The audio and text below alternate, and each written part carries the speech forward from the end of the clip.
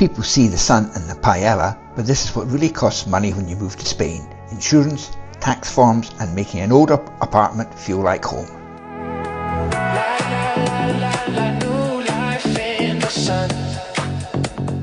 This is nice, isn't it?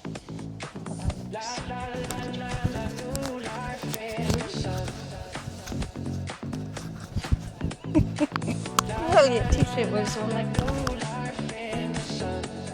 Yeah.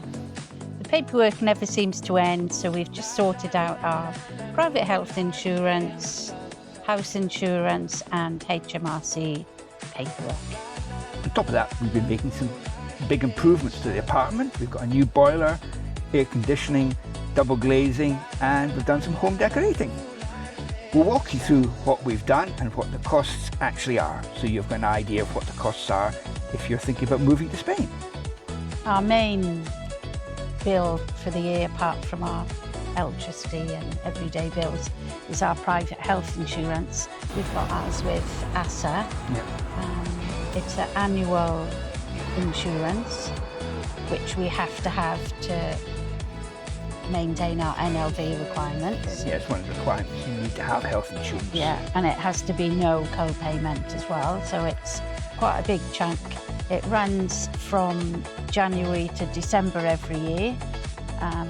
Regardless of when you start it, it runs until December. Our bill this year, Neil's was €1,427 and mine was $1,330. Very slightly up from last year. Yeah, not a huge amount. Not a huge amount. Now, when one of us reaches our state pension age, which will be Neil soon. Next Wednesday. We can then apply for the S1, which will entitle us to the state health insurance here.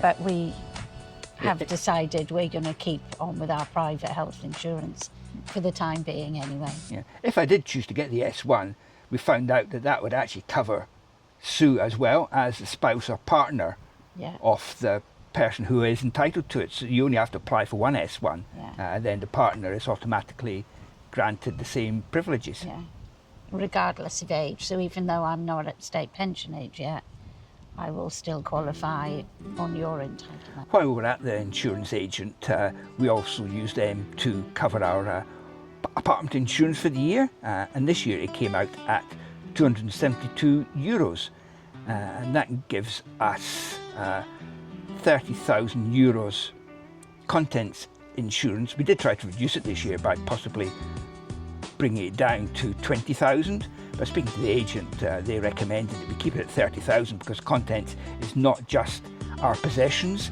it's also the complete fixtures and fittings of the apartment. So things like maybe wardrobes and a kitchen. You know, if you did have to replace a kitchen, that could easily be 10 or 15,000.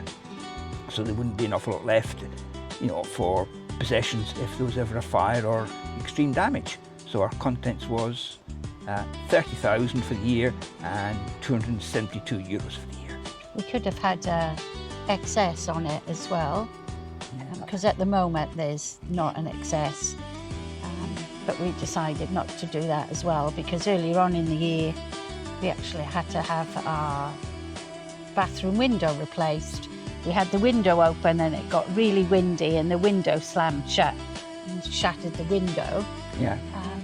And they were out within probably an hour. Yeah, it was about an hour and a half from me making the phone call to the insurance agent to the glazier being here, doing the job and leaving was a 90 minutes, which I thought was absolutely outstanding work. I don't know whether we'd ever had to make a claim for a window like that in Britain.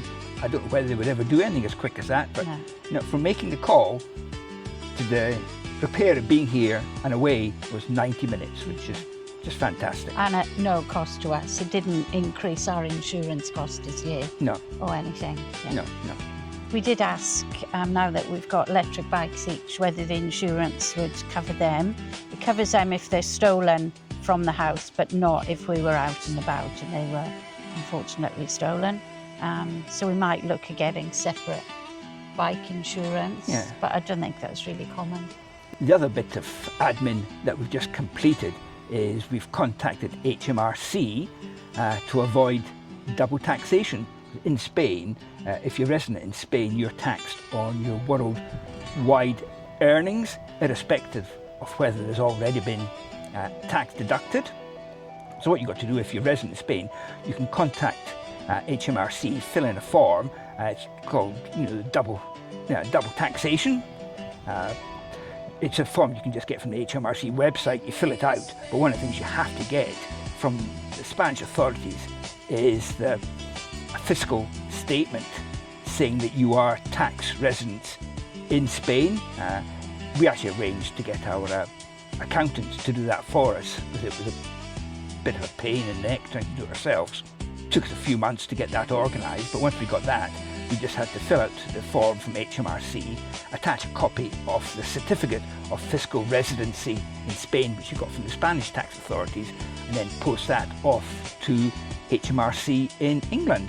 And hopefully when they receive that, any tax that could have been deducted from our pensions or anything, we won't have to pay that now. Yeah. We won't pay any tax on any income that we get in the UK, but obviously we still, if we reach, if we're over the minimum threshold, we will have to pay tax in Spain as fiscal residents. Now obviously we're not accountants. So you want to get or proper tax advice? people, so this is just the information we were given and what we've done to prevent double taxation. But please check with your accountant or solicitor or HMRC, because your situation might be different to ours.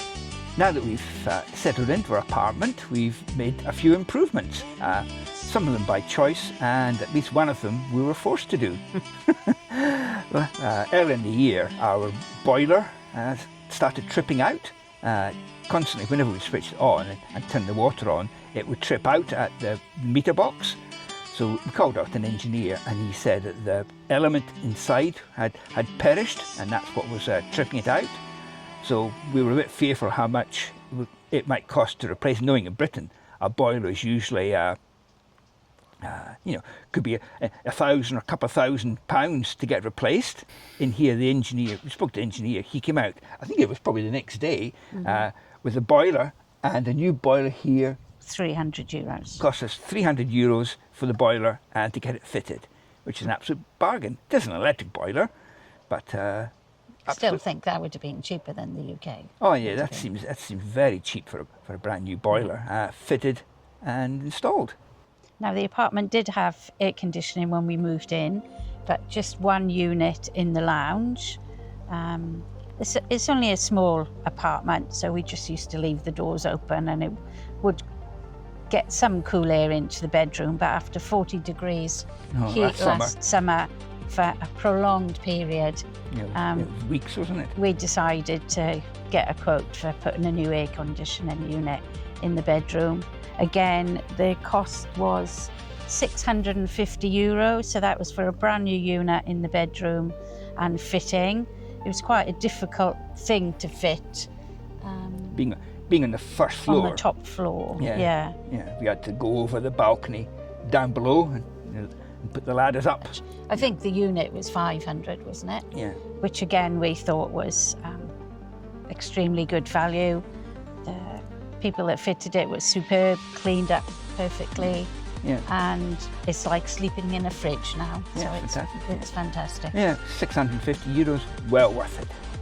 We also decided to get new double glazing fitted in our front of the apartment, so to help with noise, and it also helps to keep the apartment cooler in the summer and warmer in the winter. So we got 2 bedrooms and the big patio doors done, and that cost us €2,093. Now, I don't know if that is a lot or not. We never bought double glazing back in the UK. But it does actually seem quite a lot, but it was big patio doors. That was the main cost. Yeah, it was big double patio doors. That was the main cost. But there we are. We might look at getting back 3 windows done later this year, because they're certainly much nicer units. They're easy to open and close, and much easier to clean. Are they? Well, the old ones, oh yeah, you wouldn't know that. Yes. The old ones, you had to take out the whole window to clean it. These are the tilt and turn and opening ones, so you just open it wide and you can get your window clean it. Yeah. Again, this was done really well. Very clean, tidied up after themselves, and it was all done within half a day, really, wasn't it? Yeah. We've also done a bit of DIY inside and decorating, although we are definitely not DIY experts. Not at all.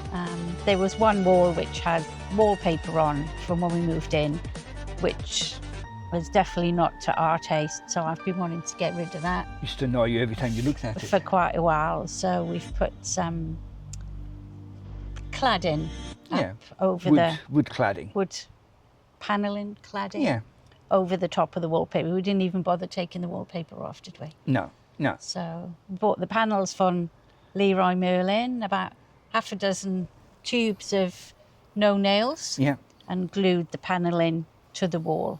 We had bits left over, so then we did some cladding underneath our breakfast bar, and we even made 2 headboards out of the leftover panelling as well. So for the spare bedroom. For our spare bedroom, so. We got the panels from Leroy Merlin, and it was €423 for the panels and about 6 tubes of no nails glue to stick it on the wall. The panelling has made a huge difference. It's made the room much, much brighter, hasn't it, and made it look much more modern. We also painted everywhere inside. Originally we thought all the walls were white, but some were white and some were a very, very pale grey.